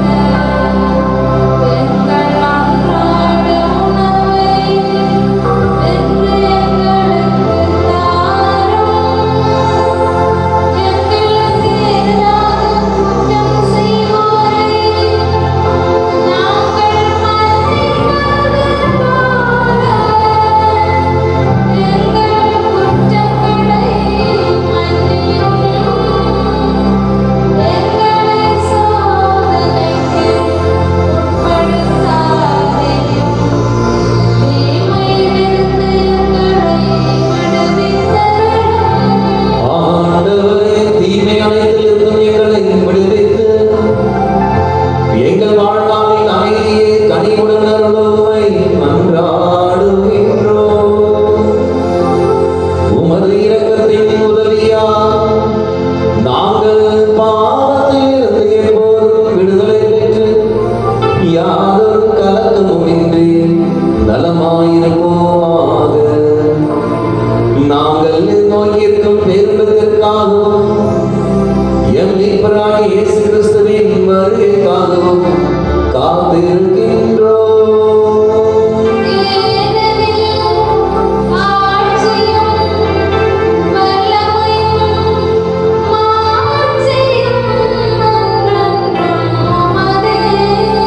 ஆண்டவராகிய இயேசு கிறிஸ்துவே, அமைதியை உங்களுக்கு விட்டு சொல்கின்றேன், என் அமைதியையே உங்களுக்கு அளிக்கின்றேன் என்று உம் திருத்தூதர்களுக்கு மொழிந்தீரே. எங்கள் பாவங்களை பாராமல்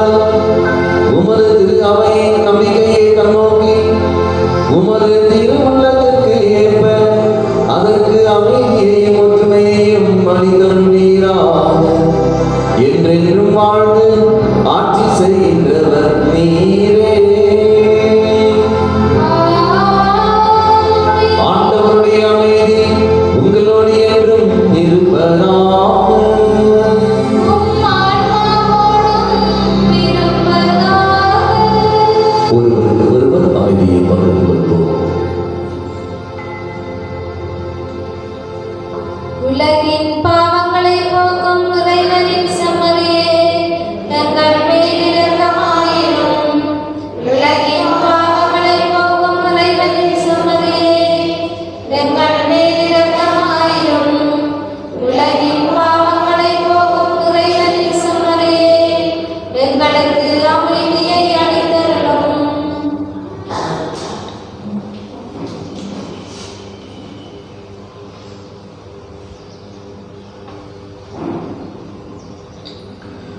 இதோ இறைவனின் செம்மறி, இதோ உலகின் பாவங்களை போக்குகின்றவர், செம்மறியின் விருதுக்கு அழைக்கப்பெற்றவர் பேறு பெற்றோர். ஆண்டவரே, நீர் என்னிடத்தில் அழுத்தல்ல நான் தகுதியற்றவள். ஆனால் ஒரு வார்த்தை மட்டும் சொல்லியருளும், எனது ஆன்மா நலமடையும். கிறிஸ்துவின் திருவுடலும் திரு ரத்தமும் நம்மை காத்து முடிவில் வாழ்வளிப்பதாக.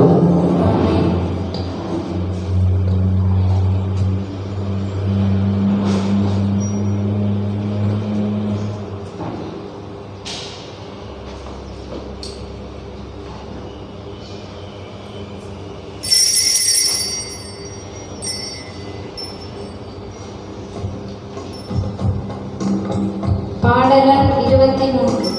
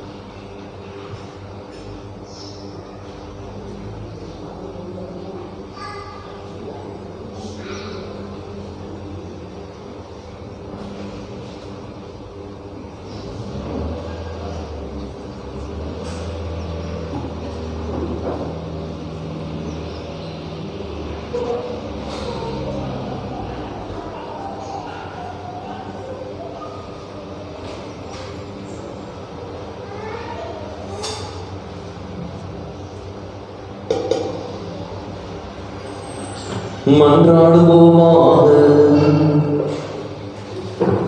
ஆண்டவரே, திருத்துதரான புனித யாக்கோபின் விழாவிலே உமது திருவிருந்தில் பேரின்பத்துடன் நாங்கள் பங்கேற்றுள்ளோம். அவருடைய பரிந்துரைகளால் நாங்கள் உமது உதவியை பெற்றுக்கொள்ள அருள் புரிவீராக. எங்கள் ஆண்டவராகிய கிறிஸ்து வழியாக உம்மை மன்றாடுகின்றோம்.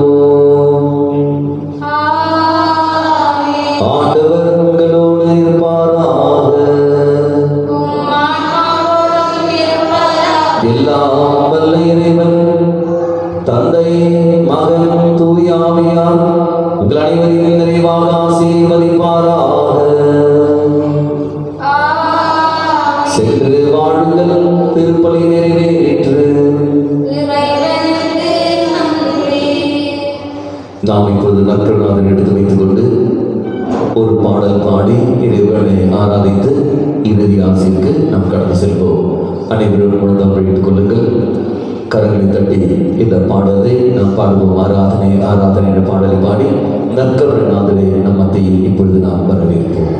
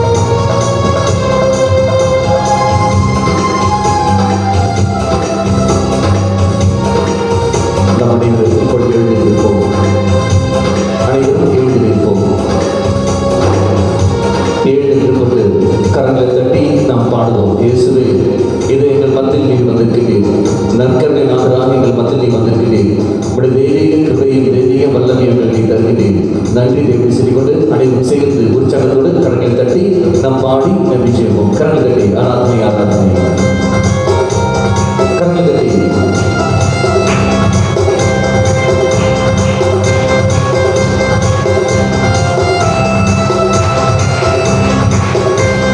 சேர்ந்து பாருங்கள்.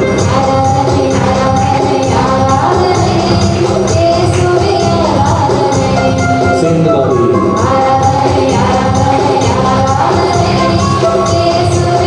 என்று பொருள்களை ஆராதனை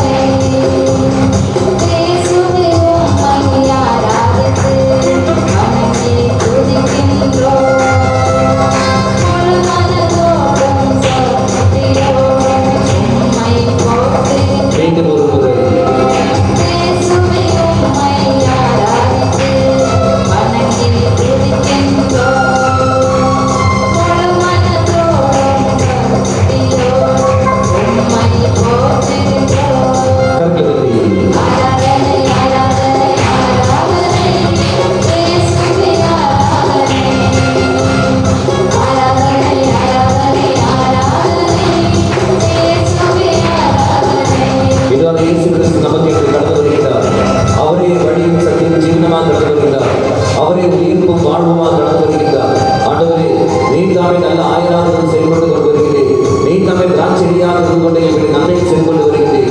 இதோ உண்மை தேடி நாங்கள் வந்திருக்கின்றோம். பல நெருக்கடிகள் நாங்கள் இருக்கின்றோம். அந்த அனைத்து நெருக்கடிகளும் நீ நம்மை நீக்கி கொண்டு வருகிறேன். நன்றி எப்படி செய்து நன்றி உணர்வோடு உற்சாகத்தோடு கரங்கள் கட்டி நாம் பாடி செழிப்போம். நீரே வழி சத்தியம் ஜீவன்.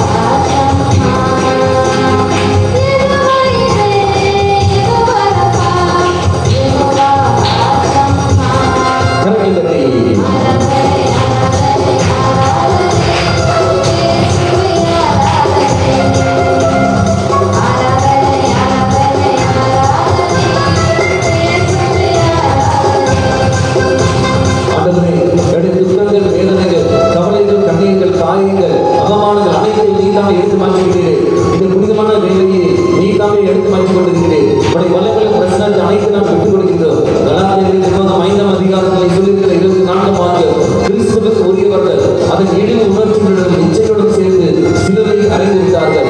இதனுடைய எல்லா அனைத்தையும் என்னுடைய வேதனைகள், நம்பரங்கள், கண்ணீர்கள், துக்கங்கள், கவலைகள் எல்லாவற்றையுமே உன் திரு சிலுவையோடு நாங்கள் இணைத்துக் கொள்கின்றோம். அனைத்தையும் சிலுவையோடு நாங்கள் அழைத்துக் கொள்கின்றோம். இயேசுவே, எங்கள் விடுதலையை தாரும், சௌக்கியத்தை தாரும், எங்களுக்கு பூர்ணமான விடுதலையை தந்தரும் சொல்லிக்கொண்டு தாகத்தோடு நான் கரங்களை கட்டி பாடி செபிப்போம்.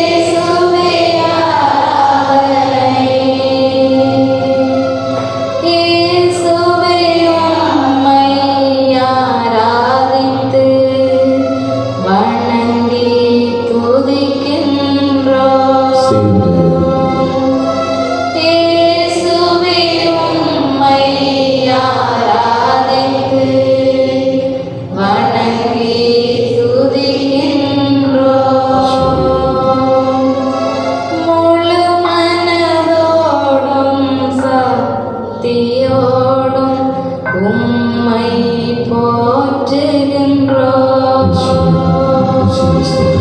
முழு மனதோடும் சக்தியோடும் உம்மை போற்றுகின்றோம்.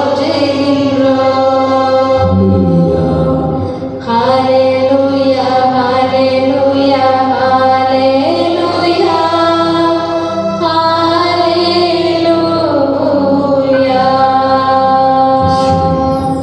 இயேசுவே, இயேசுவே, இயேசுவே, இயேசுவே, இயேசுவே.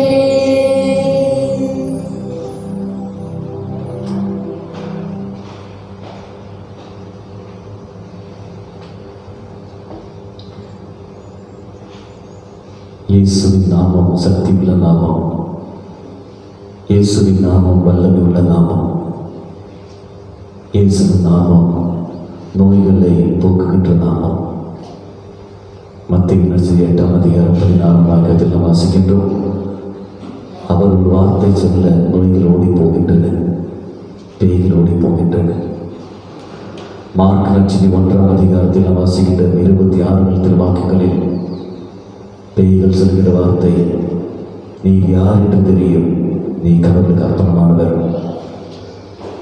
மீண்டும் அதை மார்க் 5 நீ கடவுளுடைய மகன்.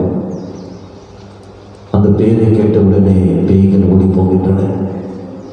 இயேசுவின் நாமம் சக்தி தருகின்றன, மரித்தவர்களை உயிர்ப்பிக்கின்றன. இதா இங்கு பலரையும் தெய்வம் தொட்டிருக்கின்றார். பலரையும் தெய்வம் பல வேதனைகளில் துக்கத்திலும் கண்ணீரிலிருந்து தெய்வம் விடுதலை கொடுக்கின்றார்.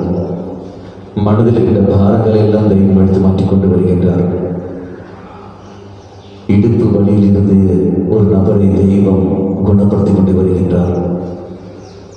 கால் வழியில் இருந்து கால் பாதத்திலும், அது மாதிரி முழங்கால் வேரில் இருந்தும் தெய்வம் நபருக்கு விடுதலையும் சௌக்கியம் கொடுத்து கொண்டு வருகின்றார். நேற்று எரிச்சல் இருந்து தெய்வம் நபருக்கு விடுதலை கொடுத்து கொண்டு வருகின்றார். தெய்வம் உடல் ரீதியாக மட்டுமல்ல, மன ரீதியான விடுதலையும் சௌக்கியங்களும் தெய்வம் கொடுத்து கொண்டே வருகின்றார். பலவிதமான பாரங்களோடு இருந்த ஒரு நபரை தெய்வம் அந்த பாரத்திலிருந்து விடுதலை கொடுக்கின்றார். அந்த மனிதன் ஏதோ நான் பலவிதமான அவமானங்கள் படுகின்றேன், துக்கங்கள் படுகின்றேன் என்று சொல்லிக் கொண்டிருந்தவர் தெய்வம் இந்த சமயத்தை அவர் உணர்த்தி கொண்டு, நான் அனுமதித்த காரணத்தினால்தான் அது உனக்கு வருகிறது, அது என்னுடைய திட்டம், நீ அதன் வழியாக புனிதத்தன்மை அடைய வேண்டும் என்று நான் விரும்புகின்றேன் என்று சொல்லிக்கொண்டு தெய்வம் அந்த நபருக்கு தன்னுடைய தெய்வீக வல்லமையும் சக்தியையும் இதால் பகிர்ந்து கொடுக்கின்றார். அந்த மனிதனுக்கு தெய்வீக கிருபைகள் கிடைக்கின்றன, மனதில் இருக்கிற பாரங்கள் நீங்கி போகின்றன, சந்தோஷம் நிறைகின்றன. இயேசுவே நன்றி தெய்வமே, நீ செய்து கொண்ட எல்லா காரியத்திற்காக நன்றி தெய்வமே. நாம் அனைவரும் முழுதாக வைத்துக் கொண்டு இதை ஆசிரியத்திருப்போம். அனைவரும் முழுதாக வைத்துக் கொண்டு உங்கள் இரு கரங்களையும் நெஞ்சோடு சேர்த்து வைத்துக் கொள்ளுங்கள். கண்களை இயேசுவிடத்தில் மட்டும் திருப்புங்கள், வேறு எங்கேயும் பார்க்காதீர்கள். நான் சொல்கிற ஜெபத்தை அனைவரும் செய்து உரத்த குரலில் ஹல்லேலூயா, ஹல்லேலூயா, ஹல்லேலூயா. இயேசுவே, இயேசுவே, நல்ல தெய்வமே, நல்ல தெய்வமே, அப்பத்தின் வடிவில் எங்கள் மத்தியில் வந்திருக்கின்ற தெய்வமே, நன்றி செலுத்துகின்றோம். ஹல்லேலூயா, ஹல்லேலூயா, ஹல்லேலூயா. இயேசுவே, இயேசுவே, எங்களுடைய மனவேதனைகளையும் மன பாரங்களையும்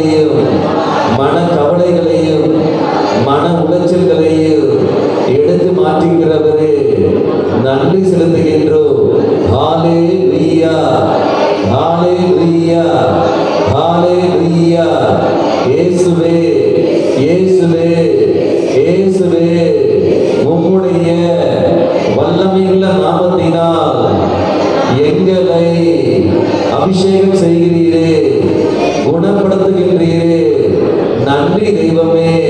ஹalleluya, ஹalleluya, ஹalleluya.